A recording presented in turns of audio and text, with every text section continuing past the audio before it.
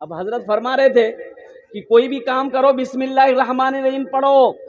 اب کوئی مقرر صاحب تھے، مولوی صاحب تھے، اب انہوں نے تقریر کیا کہ لوگوں کوئی بھی کام کرو پہلے بسم اللہ الرحمن الرحیم پڑھ لو، انشاءاللہ اللہ تیرا بیڑا پار کر دے گا. اور قربان جائیے. ہاں اب ایک ندی تھی، وہ ایک آدمی گاؤں کا آدمی تھا، وہ ندی پار کر کے کشتی میں چڑھ کے آتا تھا، جاتا تھا آتا تھا، وہ اس پار اس پار کرتے رہتا تھا، کام سے جاتا تھا کام چلے آتا. تو یہ حضرت نے کہا نہیں کوئی بھی کام کرو بسم اللہ الرحمن الرحیم سے شروع کرو، انشاءاللہ وہ کام مکمل ہو جائے گا، وہ کام کامیاب ہو جائے گا، اللہ اس کام میں برکت عطا فرما دے گا، تم کامیاب ہو جاؤ گے. تو دیہات کا رہنے والا تھا بیچارہ، سمجھ گیا کہ بسم اللہ الرحمن الرحیم. حضرت نے کہا بسم اللہ الرحمن الرحیم کر کے کوئی کام کرو. بہت اچھا. ایک دن ندی کے کنارے آیا، دیکھا کشتی نہیں ہے. کیا نہیں ہے؟ کشتی نہیں ہے، ناؤ نہیں ہے. بولا اچھا کوئی بات نہیں. گمچھا بچھایا. بھائی کیا بچھایا بولو؟ گمچھا بچھایا، گمچھا میں بیٹھ گیا، بولا بسم اللہ الرحمن الرحیم، پار ہو گیا. بولا ارے واہ، یہ تو بسم اللہ میں بہت طاقت ہے، اب تو نبووں کی ضرورت نہیں ہے. ہاں کیا عمل، کیا یقین انہوں نے کیا اللہ کی ذات پر. اللہ اکبر کبیرہ.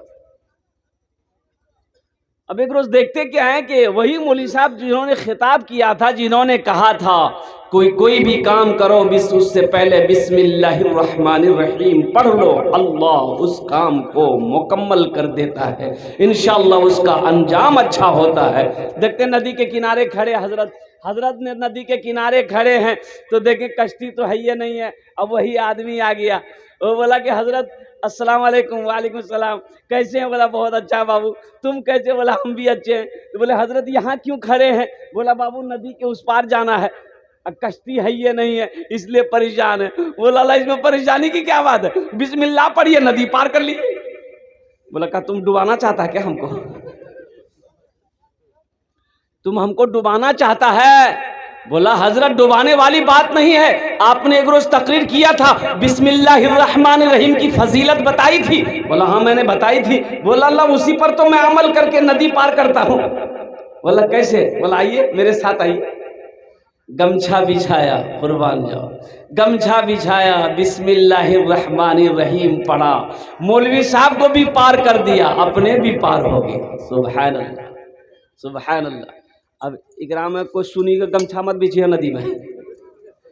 تو اس لیے میرے بھائیوں، میرے نوجوانوں، اللہ پہ یقین کرنا سیکھو. ایک بات یاد رکھنا، راستہ ایک ہی تھا، اللہ نے فرعون کو غرق کر دیا، موسیٰ علیہ السلام پار ہو گئے. تو راستہ تو یقین اللہ پر کرے، اللہ پر کرنا ہے، راستے پر یقین نہیں کرنا ہے. راستہ ایک ہی تھا، ندی میں، سمندر میں، دریائے نیل میں اللہ نے فرعون کو غرق کر دیا، موسیٰ علیہ السلام پار ہو گئے. اللہ کی ذات پر یقین کرو، اللہ کی ذات پہ بھروسہ کرو. موسیٰ علیہ السلام کے پیٹ میں درد ہو گیا، موسیٰ علیہ السلام کے پیٹ میں درد ہوا، بڑا بے چین ہو گئے. کہا کہ یا اللہ کوہ طور پار پڑھیں. کہا کہ یا اللہ پیٹ میں بہت درد ہے. کہا کہ موسیٰ ایسا کرو، وہ پیڑ دیکھ رہا ہے. کہا کہ یا اللہ دیکھ رہا ہوں، کہ جاؤ اس کے پتے توڑ کر کھا لے، درد ختم ہو جائے گا. موسیٰ علیہ السلام دوڑے گئے اور ایک پتا توڑ کے چبائے کھائے، درد آرام ہو گیا، ایک دم ٹھیک. پھر کچھ مہینوں کے بعد ویسا ہی درد اٹھا. تو موسیٰ علیہ السلام نے کہا کہ درد اٹھا ہے، دوائی ہم کو پتا ہے. وہ گئے اسی پیڑ کے پاس گئے، ایک پتا کھائے، اور جیسے ہی کھانا تھا درد اس سے زیادہ ہو گیا. بولو اللہ یہ کا چکر ہے، پہلے تو کھائے تھے درد آرام ہو گیا تھا، اب کھائے، وہ دوسرا پتا توڑا اسے چبائے، اسے بھی کھائے، درد اور زیادہ ہو گیا. تیسرا پتا توڑے، چوتھا توڑے، پانچواں توڑے، درد میں آرام نہیں. کہا کہ یا اللہ یہ کیا ہے، اس دن تو یہی پتا کھایا تھا، آرام ہو گیا تھا، آج اسی پتے کو کھا رہا ہوں، آرام نہیں مل رہا. تو غیب سے آواز آئی، موسیٰ تم نے کیا سمجھا، ان پتوں میں شفا ہے، ان پتوں میں شفا ہے، تم نے کیا سمجھا، شفا میرے حکم میں ہے. میرے حکم میں شفا ہے، ان پتوں میں شفا نہیں ہے۔ اس لیے میرے بھائیو، اللہ پر یقین کرنا سیکھو، اللہ پہ بھروسہ رکھو، اور یقین اپنا اتنا مضبوط کر لو کہ انشاءاللہ اللہ ہر بیڑا پار کر دے گا، اللہ ہر کام کو پورا کر دے گا۔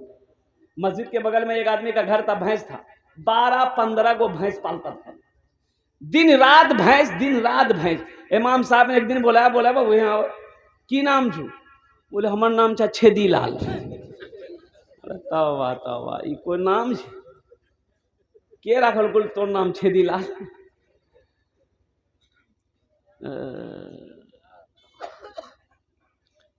بولے ہمار دادو، تو تور دادو کا نام کی چھو؟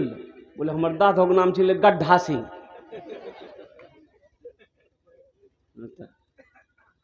تو کہا کہ بابو تم بھینس چراتے ہو، نماز نہیں پڑھو گے؟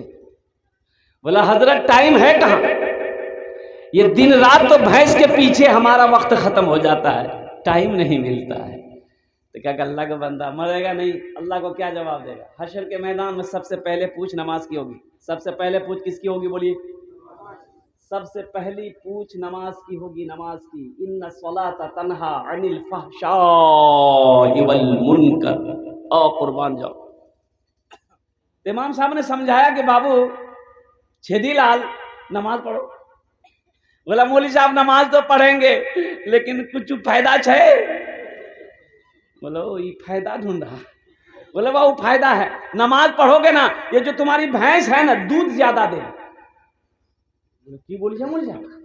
بولا میں صحیح بولی جائے، تم نماز پڑھ کر دیکھو یہ بھینس دودھ زیادہ دے گی۔ بولا حضرت اگر بھینس دودھ زیادہ دے گی تو دیکھیے ہم کلے سے نماز پڑھنا شروع کر دیتے ہیں۔ ٹھیک فجر میں 4 بجے نہا دھو کر کے پہنچ گیا مسجد، 5 بجے اذان ہوئی، فجر کی نماز پڑھا، اور نماز پڑھ کے کھینی ونی بنا کر کے کھا کر کے جب گھر پہنچا دیکھتے تو بھینس مر گئی۔ بولا اللہ یہ کیا ہوا، ابھی تو یہ کیا وقت کی نماز پڑھے؟ دوڑا گیا مسجد، بھاگا، امام صاحب سے بولا کہ امام صاحب غضب ہو گیا۔ تو امام صاحب نے کہا کیا ہوا؟ بولا حضرت کیا بولے؟ ابھی نماز پڑھ کے کہی ایک بھینس مر گئی میری۔ تو امام صاحب نے سمجھایا کہ اللہ تم کو آزما رہا ہے۔ کیا تم گھبرا گئے؟ بولا نہیں ہم گھبرانے والے نہیں ہیں۔ تو بولا جاؤ ٹائٹ رہو ایک دم۔ ظہر کی اذان ہوئی، بڑا ڈرتے مسجد آیا کہ کہیں دوسری بھی نہ چلی جائے۔ نماز پڑھ کر جو ہی گھر پہنچا اتفاقاً کہیے دوسری بھینس مر گئی۔ بولا کہ سمجھ گئے ہم، 5 وقت کی نماز ہے، 5 چلی جائے گی۔ ایک بھینس کا بچہ جو ہے نا وہ ماں مر گئی چلا رہا تھا، اس کو کیا بولتے ہیں؟ پرو، کیا بولتے ہیں؟ پرو۔ ہاں وہ چلا رہا تھا، نہ دانا کھا رہا تھا، نہ چارہ کھا رہا تھا، نہ گھاس کھا رہا تھا، نہ پانی پی رہا تھا، چلا رہا تھا۔ یہ چھیدی لال بولا کہ زیادہ چلاؤ مت تم، یہ فرض پڑھے 2 چلی گئی، تمہارے لیے ساری 2 نفل پڑھیں گے، 2 نفل پڑھیں گے تمہارا کام پورا ہو جائے گا۔ اور قربان جاؤ میرے بھائیوں، میرے نوجوانوں، میرے بچوں، نمازوں کی پابندی کرو، نماز پڑھو، اللہ چہرے پہ نور پیدا فرما دے گا۔ نماز پڑھو، اللہ روزی میں برکت پیدا فرما دے گا۔ نماز پڑھو، اللہ کھیت میں برکت دے گا۔ نماز پڑھ کر جس دانے میں ہاتھ لگا دو گے اللہ اس دانے میں بے پناہ برکت عطا فرما دے گا۔ نماز پڑھ کر جس آدمی کے سامنے جاؤ گے اللہ تمہاری عزت ان کے دلوں کے اندر میں بسا دے گا۔ نماز پڑھ کر اپنے دن کا آغاز کرو گے اللہ صبح سے لے کر شام تک تمہاری حفاظت کرے گا۔ نماز پڑھ کر تو دیکھ، علماء فرماتے کہ جو فجر کی نماز پڑھ لیتا اللہ شام تک اس کی حفاظت کرتا ہے۔ جو فجر کی نماز پڑھ لیتا ہے اللہ شام تک اس کی حفاظت کرتا ہے۔ اور بتایا گیا کہ جو کسان جو کاشتکار صبح فجر کی نماز پڑھ کر جس پودے میں ہاتھ لگا دے گا، سنیے گا، جس پودے میں ہاتھ لگا دے گا، جس گاچھ میں پیڑ میں ہاتھ لگا دے گا، چاہے وہ گیہوں کا پودا ہو، دھان کا پودا ہو، مکئی کا پودا ہو، جس پودے میں ہاتھ لگا دے گا اللہ اس پودے میں برکت عطا فرما دے گا۔ میرے بچوں نماز مانگتی کیا ہے؟ بھائی نماز تو کچھ مانگ نہیں رہی،